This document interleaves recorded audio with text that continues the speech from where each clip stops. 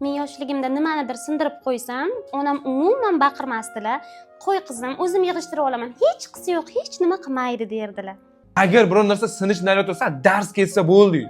Uchinchi jahon urushi boshlanardi. Baqir-chaqir kimdir so'kkan, kimdir tepgan, urgan, hamsiyalarim kim sen bilan o hamsiyaning bolasi unda edi deb вообще vayna bo'lib ketardi.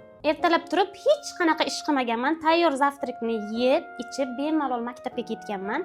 Maktabdan ham hech nima yoqmay erkatoy bo'lib uyga kelib, damimni olib yotganman. Ko'zim hali ochilgani yo'q. Xira-shira ko'radi deb ochib qarayapman. Borib mol tagini tozala, suv ke, yerni ag'dar, borib nima nihonlarga suv ber, mollarni hayda. Maktabga borishim kerak desam, yo'q, birinchi mollarni boqib kelasan deb soat 6 gacha molman boqib kelardim.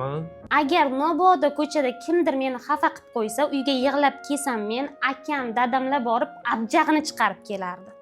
Ko'chadan shappa tepib kelganman-ku, bir tarafini. Uydagilarning ikkinchi tarafidan yerdim-ku, ayb o'zingda bo'lgan. Ikkala taraflarimni tepib, urib, shu hech narsadan hech narsa yo'q tayyor qilib kelsam ham ayb o'zimda bo'lib keyin chiqib ketardim. Normal yashamaydi ekanda bu dunyoda, bu yo'q.